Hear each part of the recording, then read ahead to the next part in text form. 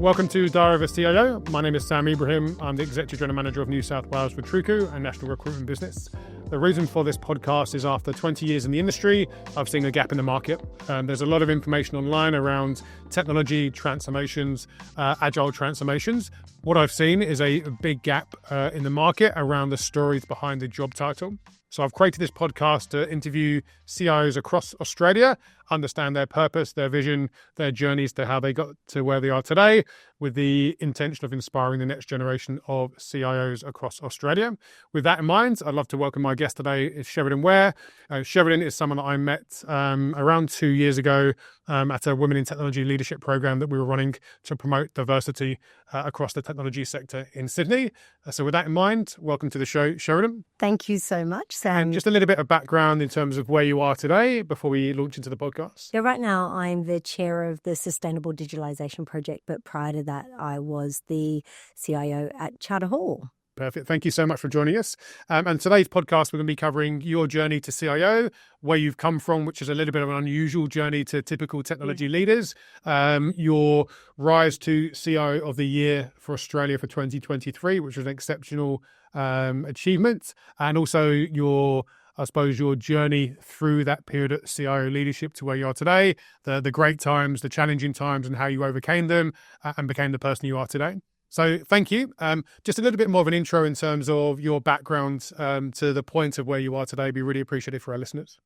Yeah, I actually didn't start in technology. As you said, I've had a bit of a strange pathway into the CIO, but I actually started as a journalist, which was all I wanted to be when I was growing up. What I didn't want to be by the time I finished my journalism studies was a journalist.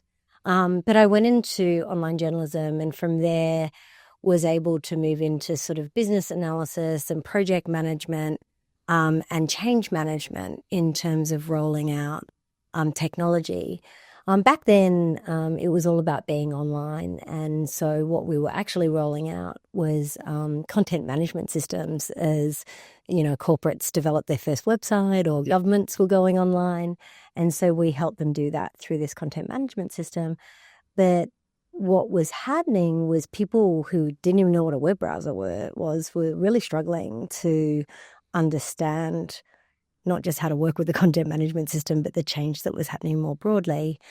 And we saw this gap where we said, if we were able to design technology more intuitively in ways that design these technologies with the people that are going to use them, perhaps we wouldn't have to spend so much time and money training and supporting people. And so my love of human-centered design was born. I was a human-centered designer for a while. It was really successful. We started to apply human-centered design to things that weren't even technology related. I went into strategy for a while as a result and applied human-centered design over even bigger challenges, like how do you structure an organization, sell to clients, run the operations of a company. And then I ended up landing back in technology after having been in strategy. I really wanted to come back. There was a lot of interesting stuff again happening in the tech space. And so the company that I was with was like, well, why don't you go run our technology team? And hence that's how I ended up as a CIO. I've had 2 CIO roles, one that was Asia-based up in Hong Kong, and then one back here with Charter Hall in Australia. And then that's kind of where I am now. I finished up there about a year ago and have spent a year of my life now in as chair of a board and running a not-for-profit. Okay. It's been quite a fun journey. Sounds it. And just going back to the beginning of that story, so journalism, what was the attraction to journalism to start with? And then the transition from a very non-technical role into a technology-centered role was more about knowing what good looks like. What advice would you give to our listeners who maybe started in a different industry but wanted to transition into more of a technical role? What advice would you give?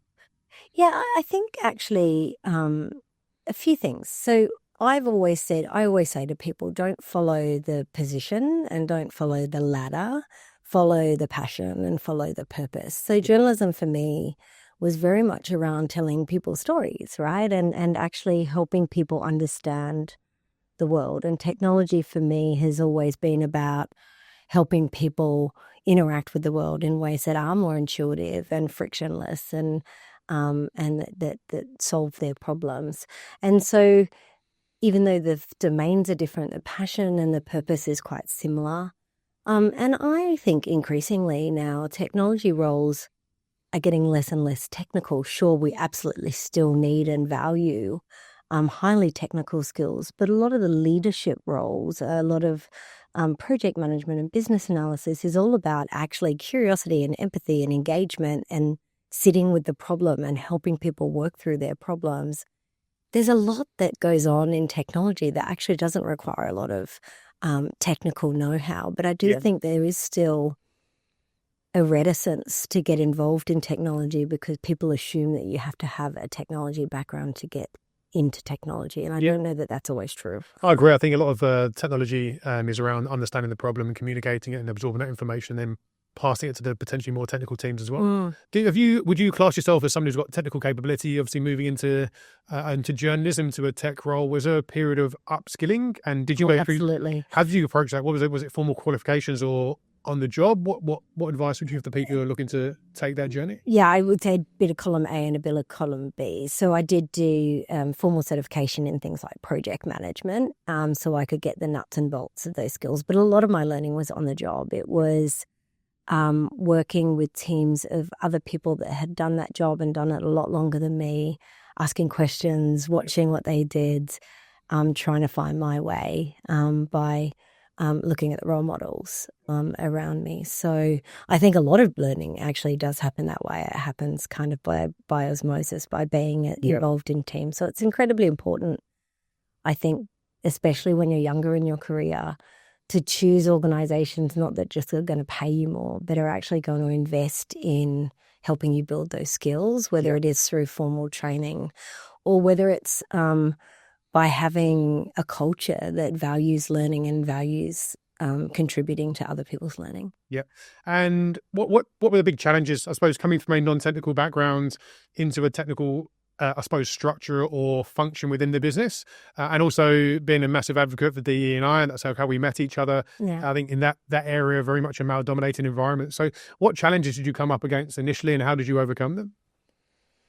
I think not having a technology background for particularly some roles within technology, perhaps there's a lack of respect for you not having risen through the ranks in that way. And I think what I've always tried to build in the teams that I've built is this awareness and also appreciation for the differing backgrounds, experiences, skills, capabilities that are required for the average technology team to not just survive, but to thrive. And so I've always surrounded myself with fantastic talent in terms of being able to do their job so that I can do my job.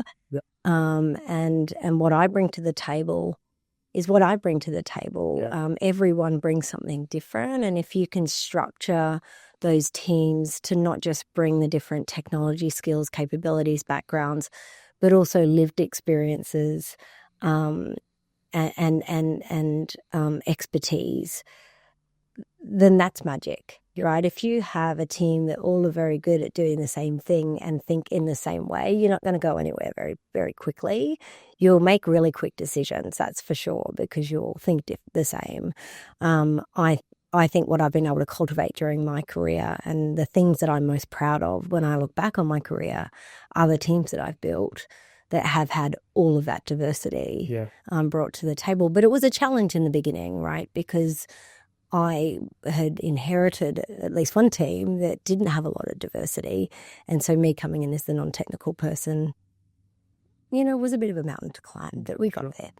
And with your background, I suppose that adapts your mindset in terms of looking for people who've come from the non-traditional backgrounds. Outside of, I suppose, technical skills, what do you look for people that you hire? If you look at yourself and what you had and what you brought to the table at the end of your career and the opportunities people gave you and what they saw in you, what do you look for in people that you hire outside of, I suppose, the classic technical skills that might have? Yeah, I actually think the technical skills are third on my list of What's Three. There we go.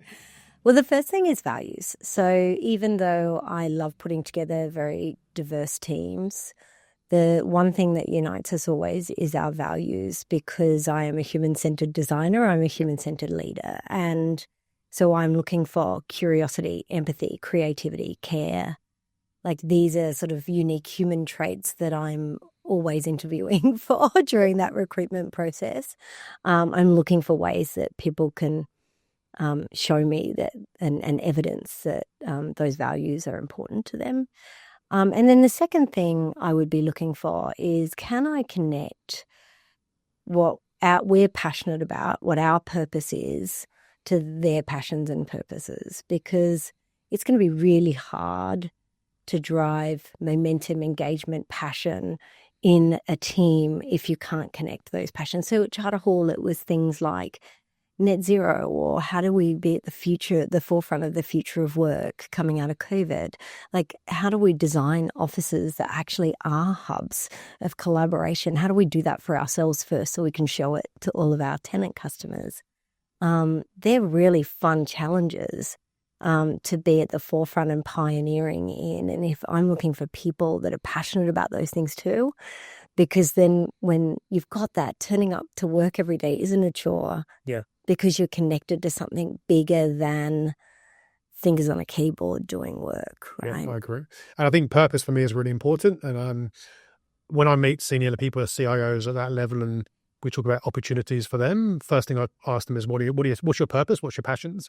Forget about the job title, forget about salary, like what's important to you. And it could be their family, it could be the environment, it could be D&I, it could be learning and development. And I think you align the purpose of that individual to where the organization is at that period in time and where they're going.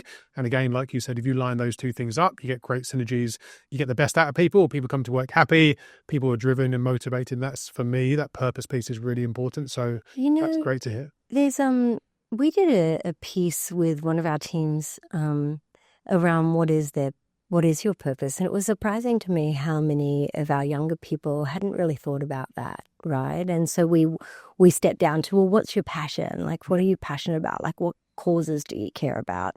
Like, what gets you out of bed in the morning? How do you enjoy your time? What gets you into a state of flow, right? Where the world like slips away and you're just laser focused, like, because there's something in all of that you can connect to, even if someone doesn't have necessarily a calling in life. And then the second thing I would say about it is it pays you back in dividends. So I would say in my last 6 months in my last role, every person that I interviewed, when I asked, what brings you to sit in this chair today? Like, what's excited you about what you've read or learnt so far? D&I always came up, right?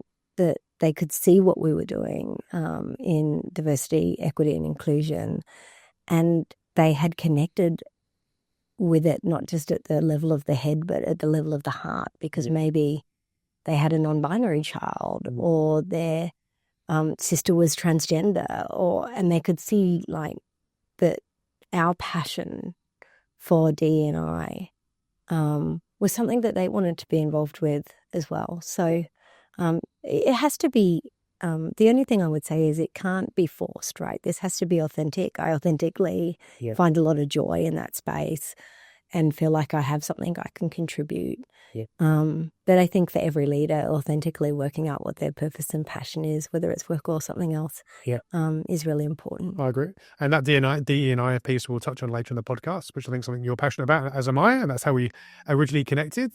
Just in terms of the CIO title, so you obviously journalism into technology. What drove you to want to become the leader of technology in a business, which is ultimately the kind of CEO title? What was the journey and purpose and driver to get you there?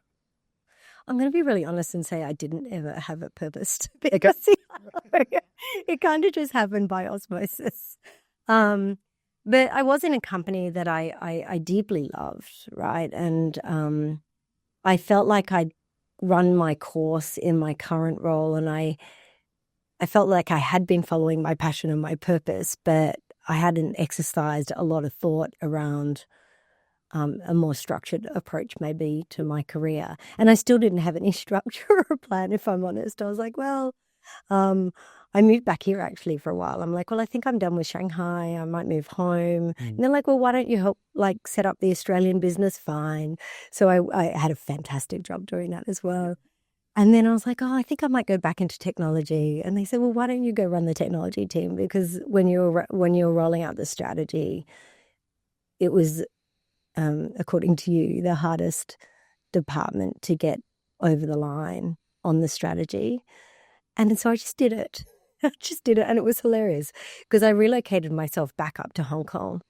And within months of taking that role, my organization, which had been a 12,000 person sort of underdog organization in our industry, was merged with probably its next biggest competitor to make the second largest real estate services company on the entire planet. So my 12,000 person company and my 3,000 person region suddenly became a 50,000 person company.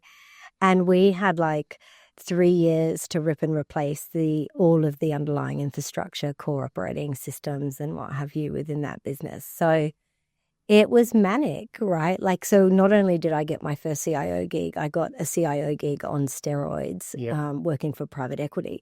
So there was no plan to get there, but I'm really glad that that's kind of what the universe provided because I've had a lot of fun being lots of challenges, also lots of opportunities as well. And what kept you in that role, obviously in that position, and then moving on to Charter Hall for the CIO position there? What retained you in that title and attracted you to the Charter Hall role?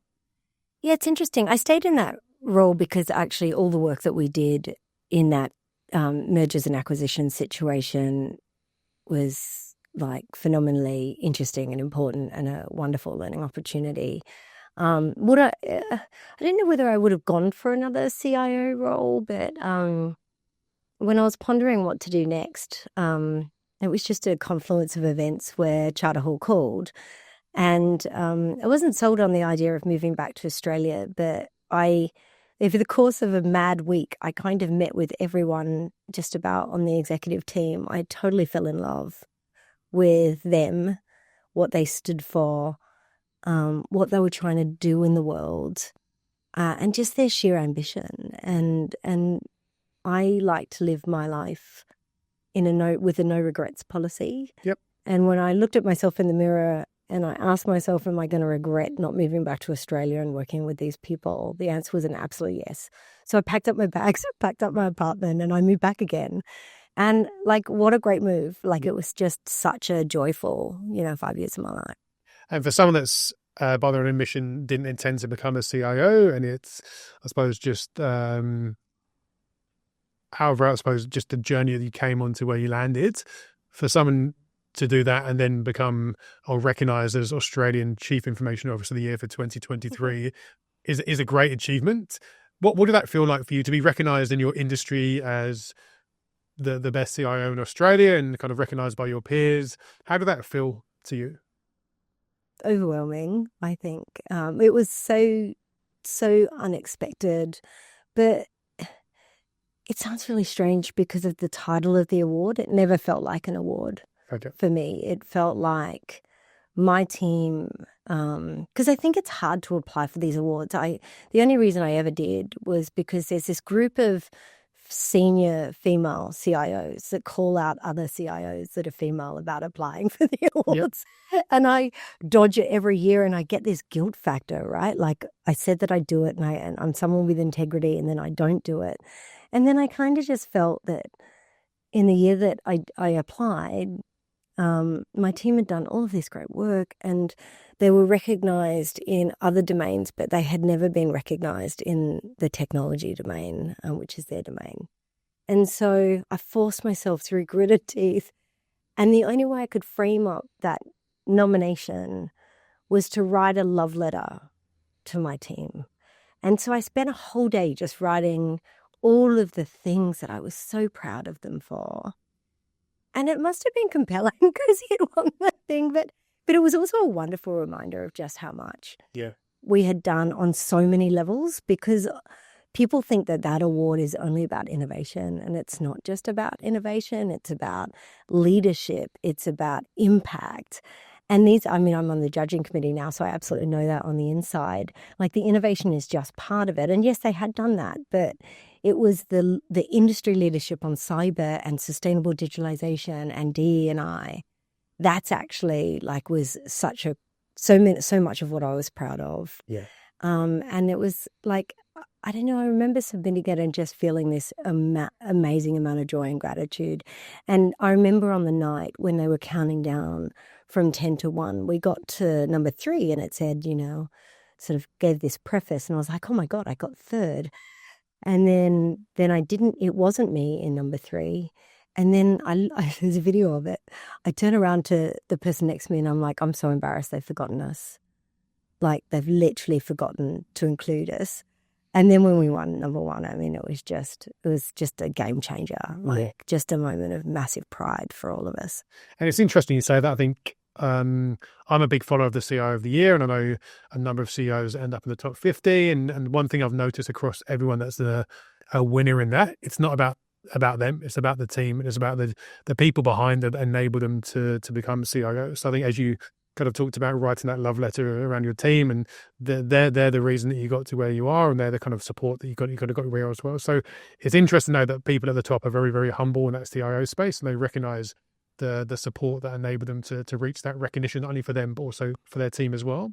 Now you're on the other side of the fence. You're on the judging. How do you become a judge of the CIO of the Year? Is it a natural opportunity they give you because you won it, or is it something you kind of put your hand up for? How does that work? Well, I was asked because I'd won it. Okay. But now I've asked if I can keep being on it, because it was actually a really joyful process. There's something really special about getting to read every single one of those nominations. It's not an easy job. It takes a very long time.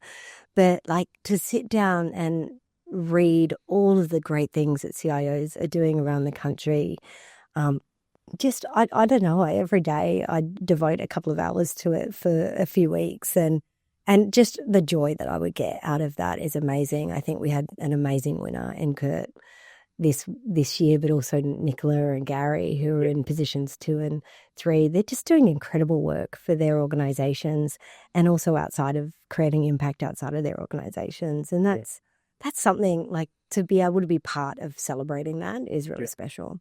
And what's the key, as we mentioned earlier, the key criteria in terms of reaching that CIO of the Year award? What does that look like for the people that aren't familiar with how that works and what the selection criteria are? Yeah, so you write a nomination which is all about, things that you've done that are innovative, digital transformation and the like, how they came about, what impact they've had, either in the business, in the industry, or the market at large, and then also what's been done in the way of diversity, equity and inclusion. Okay. So we're looking at all 3 areas in the judging area. And obviously winning CIO of the Year and then transitioning out of the role into something different. What was it? What did it mean to you, and how's it affected your mindset around the next journey in your life and your career? I think it's worthwhile pointing out it meant such a great deal to be a female.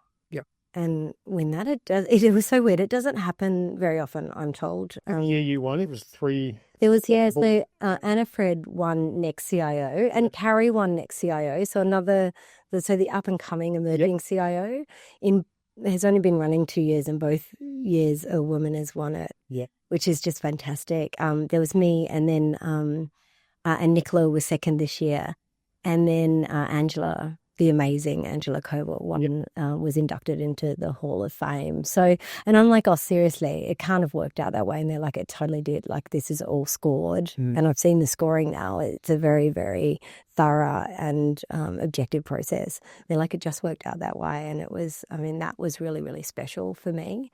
I think winning the award obviously gives you this incredible opportunity to build your network and build relationships. And it's kind of been interesting for me because I'm not in a CIO capacity at the moment, building those networks and relationships in a different capacity, and looking at ways that I can create impact out of winning that award. I mean, if even just 2 more women nominate that wouldn't have nominated next year, because they've seen that this is possible. Like that would be enough of an impact. But I've had these, like being chair now of a not-for-profit, a really wonderful opportunity to build my network, build relationships, and be doing the work that we're doing now. And I think part of your application was a very interesting story and a very insightful story around Charter Hall and connection to the Mardi Gras. So could you share that story with us? It wasn't actually the Mardi Gras. It was World Pride, which is the largest LGBT plus event that's held globally. And we'd won it, which is huge. And so World Pride was coming to Sydney. And I was the executive sponsor of CH Proud. So I always call that my gay job, which was my favorite job rather than my day job. And the committee had come to me and said, hey, we want your support basically what we want to do is we want to light up all of the buildings along the side of the Domain, because the Domain was the opening and closing ceremony location, and there was a bunch of other events running during the course of those 2 weeks. And I was like, okay, so how are we going to do that? So because all of those buildings are owned by different people, Charter Hall owns Chifley, but all of the others are owned by, owners that compete with one another quite aggressively. So you're going to have to do that. You're going to have to get a lighting partner. You're going to have to get, all of this will require the City of Sydney to, you have to do a development application and get them to sign off on it. And we've got how much time? And then you've got to find the budget, because this isn't going to be cheap. And I'm running through all of like the crazy like things that could go wrong and how they're going to fail. And I'm like mother hen. I'm like, I don't want them to fail. And then actually it was the greatest lesson in leadership for me, because I was like, my job as a leader is not to tell them that they're going to fail before they have. My job is to support them. Yeah. And that's what they've asked for. And so I'm like, great, what can we do? And I don't know how, like, I'm sure we got them the budget and we did all of this stuff, right?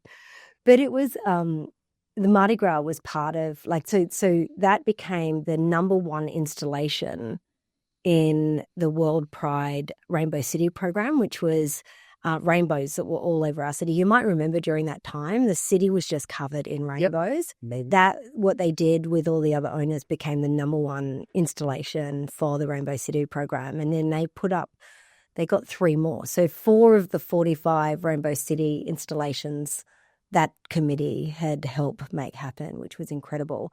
And then Mardi Gras was at the end of World Pride. And so I will take this memory. I'll get emotional talking about it, but I'll take this memory to my grave, which was we're getting ready to dance down Oxford Street in hard hats, steel cap boots. And I'm not the youngest person. Yeah, totally. Like and high vis. So, and we're in the marshalling area, and I was with the chair of CH Proud and her now wife, and I was like, hey, look behind us, and we could see all of the buildings lit up, and I'm like, oh my God, anything is possible if, as a leader, you just get out of the way and help lift, right? And I made it, more importantly, to the end of Oxford Street without falling down or having a heart attack. How were you having your feet the next day? I went straight home to bed. I won't lie. There was no after party for me. One of your proudest moments as a leader, like looking back and seeing what your team have achieved on that day? Yeah, I would say absolutely. It's definitely top 5. Like just, I don't know. And it's beautiful working in property, right? Because you can do things at such a large scale. But it was really special. And obviously, big advocate for DE&I and also leadership, which brings us into our kind of next topic, which is around the value of diversity, equity, and inclusion in building teams and how that brings, I suppose, outcomes to the business as well. So do you share your thoughts in terms of how you approach building that, that DE&I strategy within the teams and the value that you've seen with it over the years? Yeah, I think sometimes with DE&I, we focus on the D and we forget about the E and the I. So obviously it's about bringing people, with different lived experiences together. I know that the buckets of, First Nations, gender, LGBT plus have really served us to get to this point. But actually, diversity is not just about having that diversity of those buckets and all of that lived experience. It's about actually finding ways to step beyond those buckets and actually create an environment which is inclusive, right? Where we seek out other people's opinions, where we get curious about their lived experience. I mean, actually, there's a point at which having the buckets actually works against us. Like in my work as executive sponsor at CH Proud, actually, I had conversations with some people who were like, I don't want to have that label on me. I don't want my sexuality to be the thing that is the focus. I want people to focus on my contribution and the value and my passion and what I've got to add. And fair enough. I don't want to be labeled a woman. And so that's therefore the reason I'm in a CIO role. I want people to find my background interesting and find my contribution interesting. And I want people to value that. So I think there's diversity, like get the diversity in the room, but then it's really around inclusivity. How do we actually step beyond the labels and see people with all of their deep fabric and uniqueness and value it? I mean, we don't have to talk about why that matters. I mean, every research report you'll read says that that's really important. And then I think the third component is really important, which is equity. In every team that I have managed, women to do the same job have been paid less on average. And so every leader needs to look at that and say that's not okay. It's not okay for a woman to be paid for 4 days a week and work a 5-day week when a man's paid for 5 days, right? It's we have to look at, are we actually solving for that equity conversation and creating equal opportunities for people to develop and be promoted and all of that good jazz. What advice do you give to listeners who are in organisations who have got the right intention but maybe haven't got the balance right? What advice would you give to people around creating in conversations to get the balance right? Because I think speaking to a lot of people I know, you've got an amazing insight and thoughts around that, but there's a lot of organisations that are struggling to get that balance right. And so what would you give to people in the businesses that are struggling to get the balance right, that want to get the balance right, creating conversations? What would you say to those? I think if you're really, really struggling to get it right, that's when the buckets do help. Yeah. Like actually just start measuring how far where that gap is so that you can actually start directing recruiters or your own recruitment activities and looking at what it is that you could offer those candidates. So I think that's really important. But when you have got the diversity, but you're struggling with the inclusion, and this is my journey as well, because I have had to grow a lot as a leader during, my time as an executive, adopting things like leader speaks last. Okay. Right? Like I still love rolling up my sleeves and getting in and solving problems, and that's not my job a lot of the time, but I have to be really mindful and intentional as a leader to not be the person who raises their opinion first, because status matters, right? And people, even if they have an environment where they can speak truth to power, often just won't, right? So I know I'm doing my job well when I don't speak and I encourage everybody in a room to speak, and I encourage people who normally wouldn't even get a chance to be in the room to be in the room.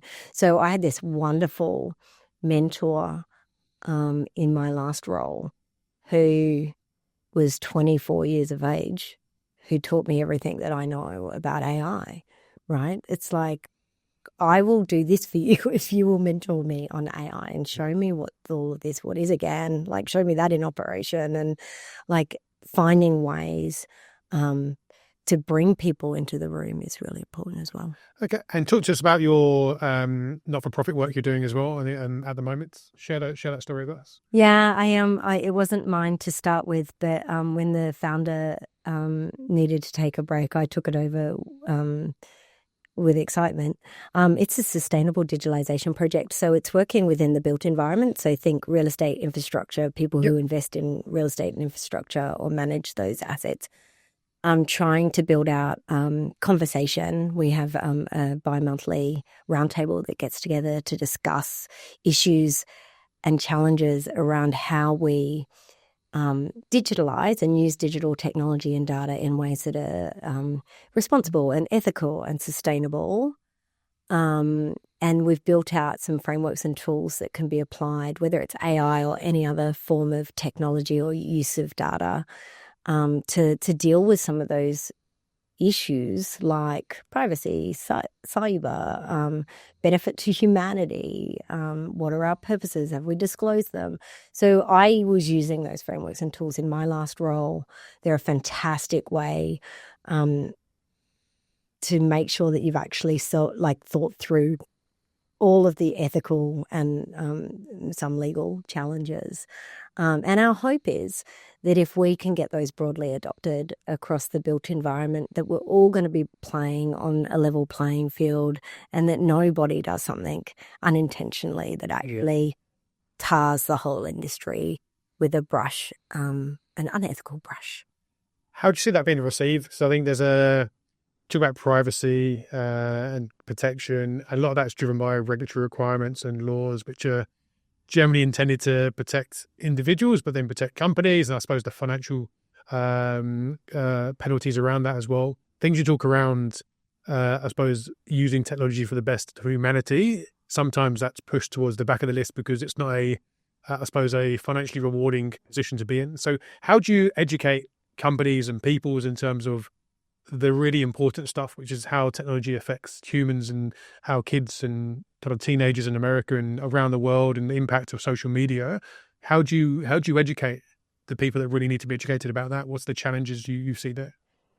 Yeah, we've started this year producing thought leadership out of the roundtable. So we're dealing with topic-based stuff like job automation, digital inclusion. Most recently, we've been discussing how to maintain and build trust in an AI-informed world, because there's a lot of challenges that AI throws up in terms of people maybe adopting AI because they can rather than because they should. Yeah. And we've already seen some unintended consequences with some of the pioneers of using AI in terms of customer relationships, creating new risks within companies and the like. So we're doing a bit of thought leadership now.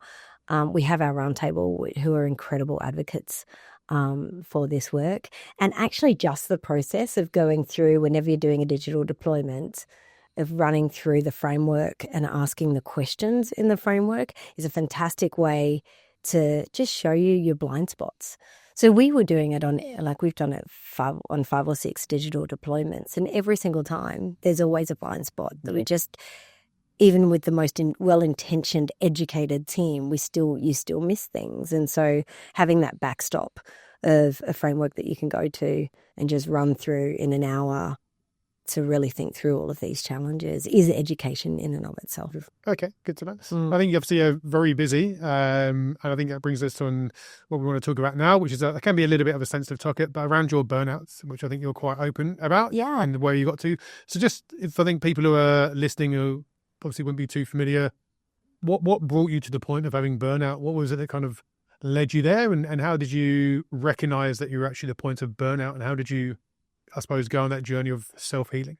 Yeah, so it was a while ago now. I had been working around the clock on this M&A, post-M&A technology integration.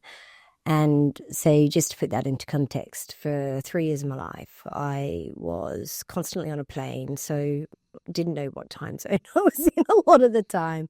And during the weeks, because it's a global organization and we had a lot on, right? We're working 5 a.m. till 10 or 11 at night. So just not getting enough sleep, not eating well, definitely not exercising. Who had time for that?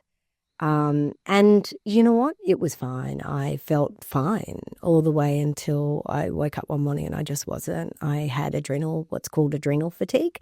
It feels, for anyone that's had glandular fever, it feels a lot like glandular fever. You get up in the morning and then you just can't function.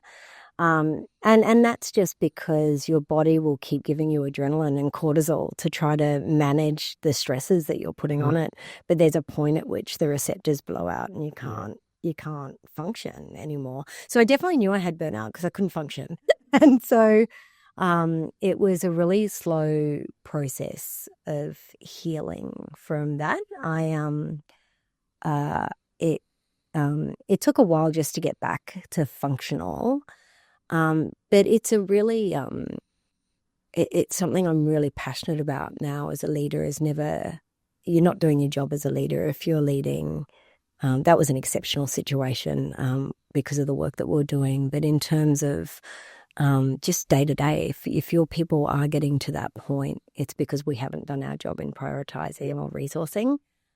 Because the long-term impacts of having something like adrenal fatigue for me have been really significant. So I've got a bunch of autoimmune problems now as a result of pushing my blood, like emptying my cup to that degree. Anxiety, I never had anxiety before, and it was something that I had to grapple with in those years after being burnt out. So I think it's really, really important for me now as a leader to make sure that that's not ever something that has a chance to happen. And I didn't even have like all of the other stresses that people have around raising young families or caring for their parents, right? Like we have to really look at the whole of people's lives and say how much pressure is positive before it tips over into being negative. And I've learned a lot of self-regulation as well. I am now a lot more reflective of what I take on in my own life. And you mentioned you felt fine until that one morning when you woke up, and that's when it kind of really hit. Looking back, was there any red flags, any signs that you thought that's actually, looking back, that was actually an opportunity for me to maybe slow down? As those people who are listening who are maybe feeling they might be getting there, is there anything advice you can give to people who tend to look out for this? This is what you need to be aware of. Well, I was finding myself becoming a whole lot more reliant on things like caffeine. So, and now you'll never find me drink more than one cup of coffee every day, although I love it. But I was becoming really reliant on those things. I was getting insomnia. So in the few hours that I had to sleep between calls, I couldn't sleep. Like my body had given me too much adrenaline, and I did start to feel anxiety when that wasn't a normal state for me. Those things were all happening in the lead up. Yeah. And you, as it realigned, I suppose, what's important to you? I think everyone puts, most of the attention people generally put in their lives is, a lot of it is into work. But I suppose, as you mentioned earlier, there's kind of families, there's kind of mums and dads, there's kids, there's pets, there's your health. So personally, I'm a big believer in terms of the people that work underneath me. Like, we're very focused on work, but that's not who we are. And when you've got issues outside of work, whether it's kind of young kids or sick parents or anything else maybe related to your mental health, for me, I take work away from them. I was like, you need to focus on yourself. You need to get yourself better. Like, work's great, but that's not life. Like you need to focus on what's important to you. Has that reassessed, I suppose, moving forward in the next stage of your life? Is work still as important to you, or have you got other priorities that you feel have come to the forefront after going through that burnout process? For me, money was never my driving factor. It was always passion and purpose. And I've just taken a year out of my life from doing full-time paid work so that I could actually reflect on, am I on the right track still? Is this the contribution that I want to make to the world? And I've gone through this amazing year of my life. It's been such a gift of really looking at what drives that inability to say no to things. Because even when I moved back here and changed my whole life, like Charter Hall tried to keep me on the hook, right, about me having work-life balance. And I still went and took on crazy stuff, like being a UTS lecturer and like vice chair of the PCA cybersecurity roundtable and SDP and everything else. Like, I just take on too much stuff. Yep. So in this year, I've had this beautiful chance to reflect on what drives that. Why do I keep doing this to myself? And actually, the thing that has fundamentally shifted for me is an understanding of my whole life, and as much as this doesn't sound like a gift, in a way it has been a gift. My stepfather has been very sick this year.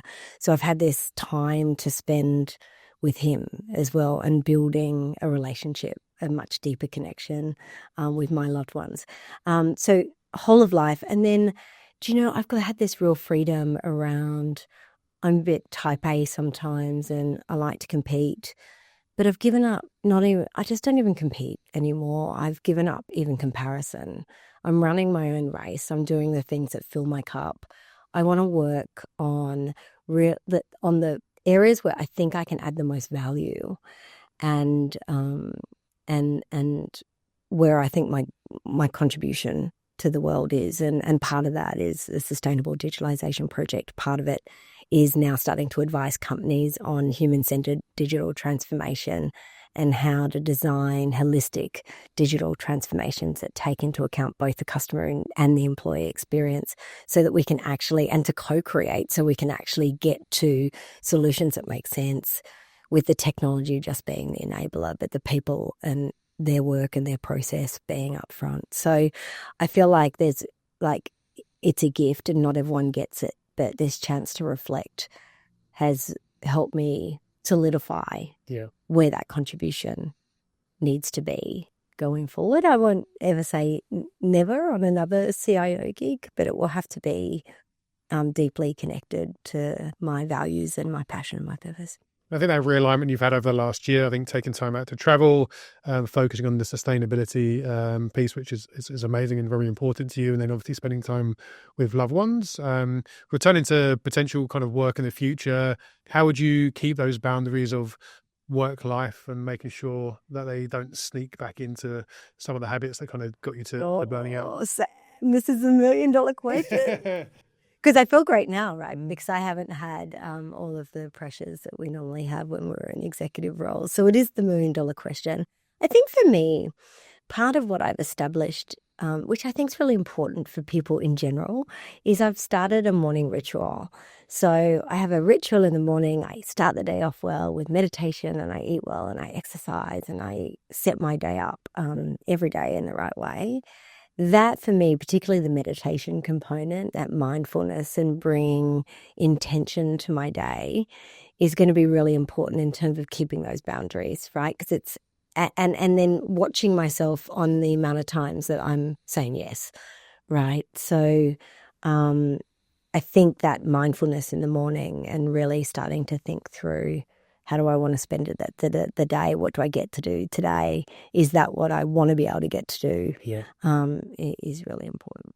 Have you any firm decisions in terms of what's next for you? Or are you still, I suppose, seeking out what that might look like? Well, definitely I'm continuing with the non-profit. That work fills my cup. And then advisory. I'm doing some coaching work as well. Advising.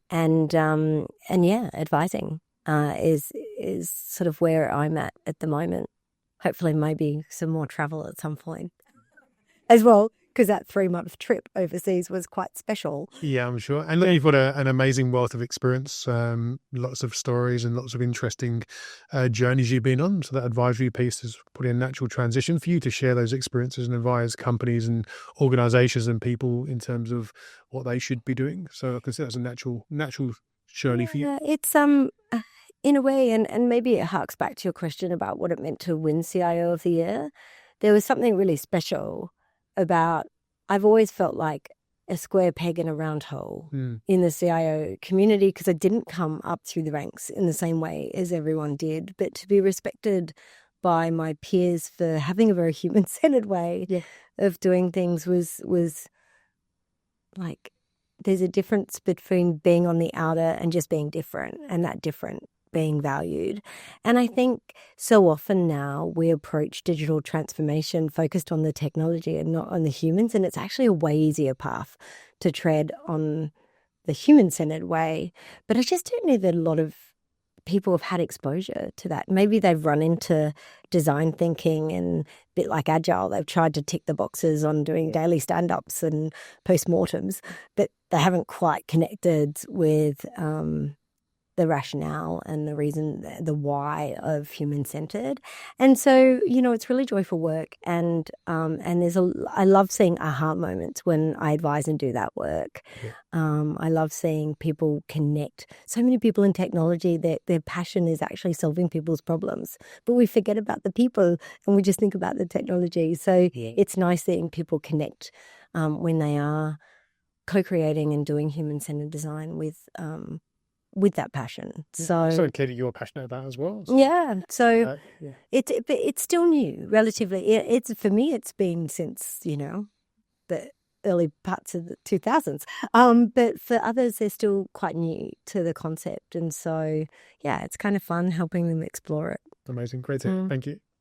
Thank you for listening to today's podcast. Sheridan's been an amazing guest, and just want to say thank you to her for sharing her stories today. I think what we've taken away from today is really the journey that you, to a CIO, doesn't necessarily have to come from a technology background. The value of DE and I in an organization with the people and also with teams, and driving purpose as part of your career to get you where you want to. Also, thank you, Sheridan, for being vulnerable and talking around your burnout journey, but also what you learned from it and some advice to my listeners who may be on the same journey and what to look out for.